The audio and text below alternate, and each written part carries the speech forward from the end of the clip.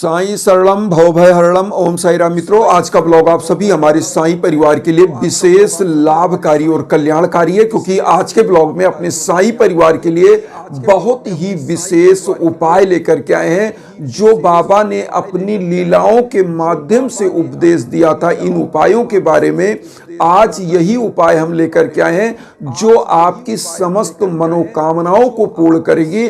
और आप यहां तक समझिए, जो आपने कल्पना नहीं करी होगी कि मेरा यह कार्य बन सकता है कि नहीं, वह भी कार्य बनेगा, क्योंकि बाबा की लीलाएं अपरंपार हैं। मैं आज आप लोगों को साईं सच्चरित्र में एक ऐसी ही लीला का जो वर्णन हेमाड पंत जी ने किया है साईं सच्चरित्र में बाबा की लीला का, उसी से संबंधित या उपाय लेकर के आया हूं, जो आपके अंदर अगाध श्रद्धा और प्रेम विश्वास बनाएगा। ये हिंदी एडिशन की बुक है। इसमें चैप्टर नंबर 22, जो चैप्टर का शीर्षक है सर्प विष से रक्षा, श्री बाला साहेब मिरकर, श्री बापू साहेब बूटी, श्री अमीर शक्कर, श्री हेमाड पंत, बाबा के विचार। ये आज मैं इसमें से थोड़ा सा कुछ स्टैंजा में पढ़ के आपको सुनाऊंगा, उसके बाद मैं उपाय बताऊंगा। आप समझिए, इसमें दिया गया है बाबा की सर्प मारने पर सलाह। उसके अंदर क्या लिखा गया है, श्री साईं बाबा का ध्यान कैसे किया जाए। आज इसी मुद्दे पर हम विशद चर्चा करना चाह रहे हैं, जो आपकी मनोकामनाएं, इच्छाएं, आकांक्षाएं पूर्ण करेगा। और बाबा ने स्वयं कहा है कि जो भी भक्त अनन्य भाव से मेरी शरण में आता है, उसके घर में अन्न धन वस्त्र की कभी मैं कमी नहीं होने देता। इसका मतलब यहां समझ लीजिए, जब अन्न धन वस्त्र की कमी नहीं होगी तो आपके कुंडली में चाहे दारिद्र योग हो, चाहे आपके घर में कितनी भी निर्धनता हो, वह भी दूर हो जाएगी। मतलब अगर एक शब्द में उस शब्द की व्याख्या की जाए तो कितने शब्द उससे उत्पन्न हो सकते हैं। मतलब बाबा कहते हैं अन्न धन वस्त्र की कमी नहीं होने दूंगा। तो कैसे कमी, वह कमी दूर कैसे होगी? इसका मतलब बाबा आपको कोई भी क्षेत्र में यश कीर्ति पद प्रतिष्ठा धन दौलत से माला माल कर देते हैं। अब यहाँ आते हैं, यहाँ पे डायरेक्ट यही चीज लिखा है। ये साईं सच्चरित्र ही मैं पढ़ रहा हूँ 22 नंबर चैप्टर में, कुछ स्टैंजा पढ़ के उसके बाद में उपाय फटाफट बताता हूँ। देखिए, बाबा के इसमें कहा गया कि श्री साईं बाबा का ध्यान कैसे किया जाए। उस सर्वशक्तिमान की प्रकृति अगाध है, जिसका वर्णन करने में वेद और सहस्त्रमुखी शेषनाग भी अपने आप को असमर्थ पाते हैं। भक्तों की रुचि स्वरूप वर्णन से नहीं, उनकी तो दृढ़ धारणा है कि आनंद की प्राप्ति केवल उनके श्री चरणों से ही संभव है। उनके चरण कमल के ध्यान के अतिरिक्त उन्हें अपने जीवन के सर्वोच्च लक्ष्य की प्राप्ति का अन्य मार्ग विदित नहीं है। हेमाड पंत भक्ति और ध्यान का जो अति सरल मार्ग सुझाते हैं, वह क्या है? आप सुनिए, अति सरल मार्ग। यहाँ पर क्या है? कृष्ण पक्ष के आरंभ होने पर चंद्र कलाएं दिन प्रतिदिन घटती जाती हैं तथा उनका प्रकाश भी क्रमशः क्षीण होता जाता है। अंत में अमावस्या के दिन चंद्रमा के पूर्ण विलीन रहने पर चारों ओर निशा का भयंकर अंधेरा छा जाता है। परंतु जब शुक्ल पक्ष का आरंभ होता है तो लोग चंद्र दर्शन के लिए अति उत्सुक हो जाते हैं।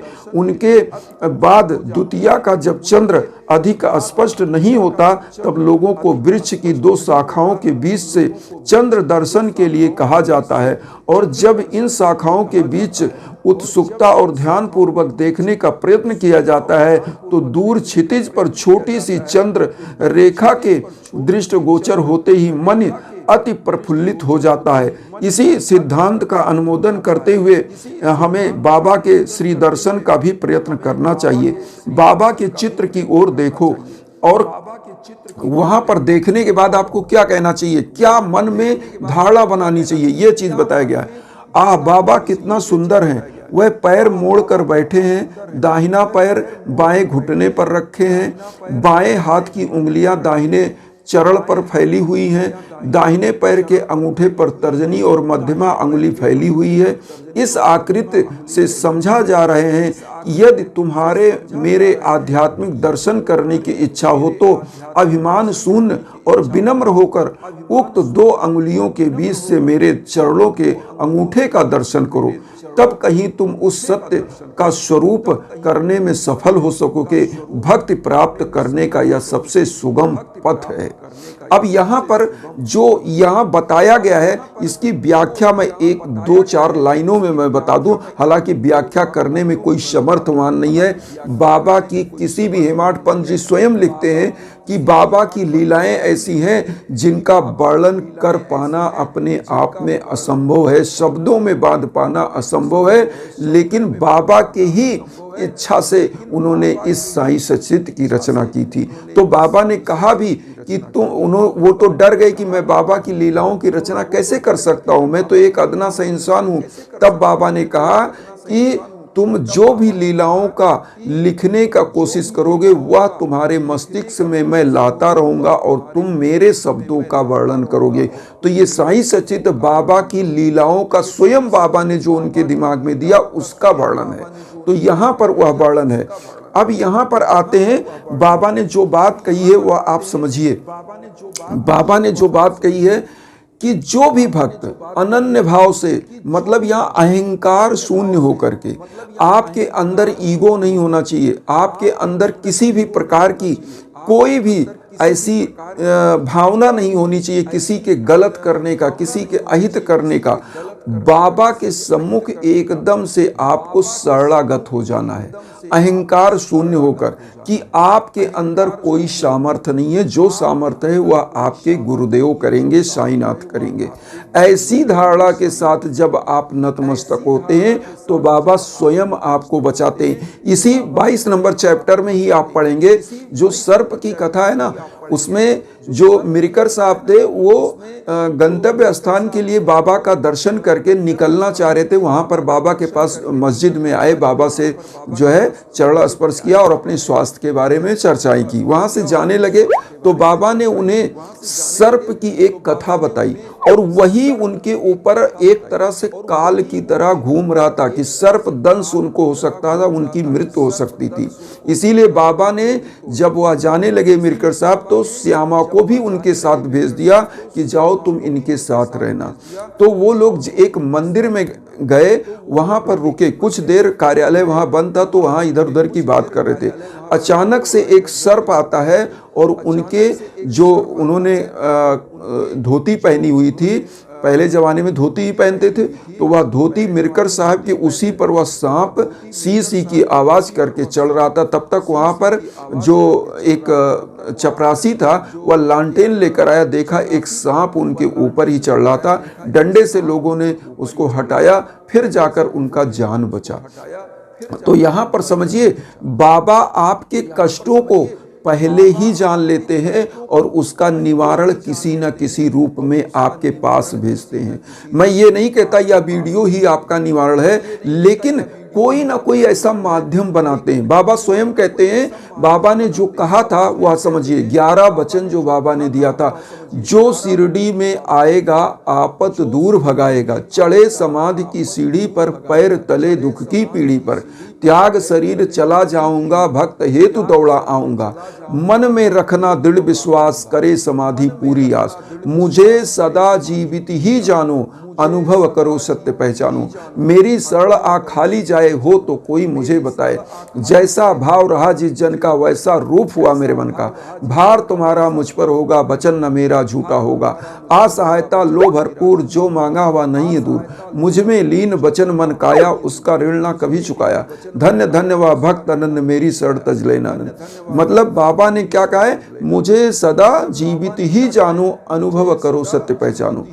तो बाबा कहते हैं, मैं सदैव, भले या मेरा शरीर जो स्थूल शरीर आपको दिख रहा है वो समाधि में भले चला जाए, लेकिन जब भी अनन्य भाव से सच्ची श्रद्धा से आप पुकारोगे, मैं दौड़ा आऊंगा और आपका सहयोग करूंगा। फिर इसी 11 वचन में कहा गया, जैसा भाव रहा जिस जन का वैसा रूप हुआ मेरे मन का।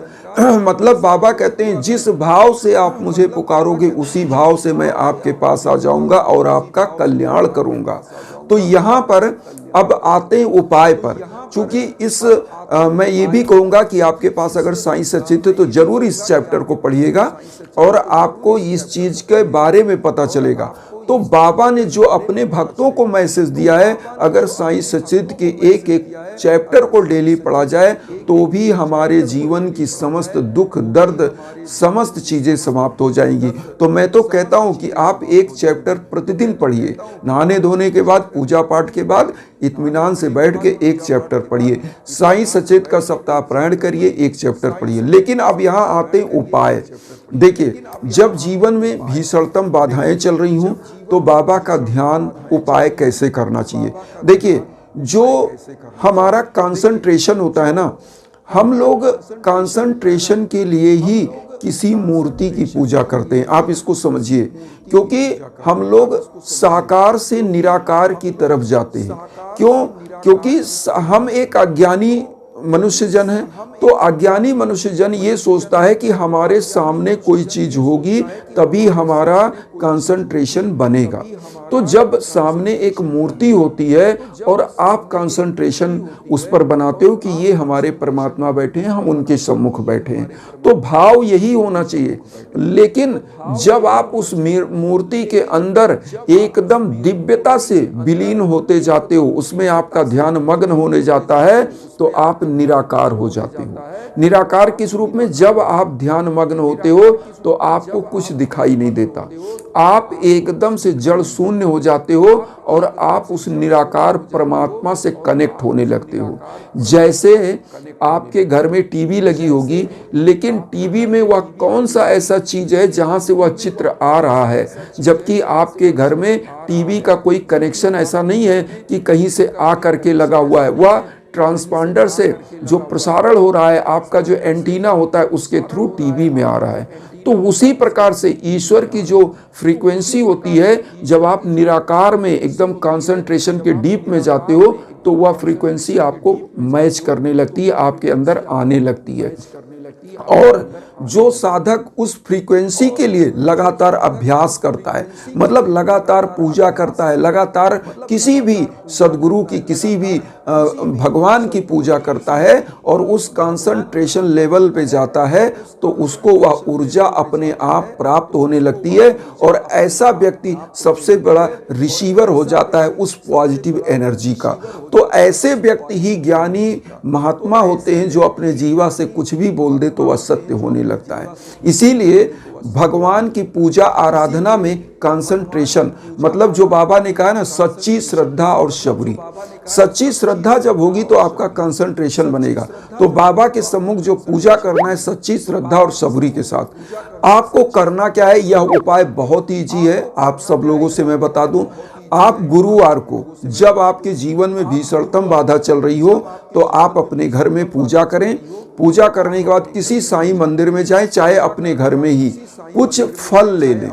गुरुवार के दिन पीला फल, केला ले लें, सेब ले लें, जैसी आपकी सामर्थ्य हो उन चीजों का अपने संकल्प के साथ ओम साई राम कहते हुए बाबा के श्री चरणों में चढ़वा दें। और चढ़ाने के बाद उसको ज़्यादा मात्रा में लें और बहुत सारे जो वहाँ गरीब होते हैं, जो लोग प्रसाद चाहते हैं, उन सबको प्रसाद के रूप में मन में ओम साई राम कहते हुए वितरण करा दें।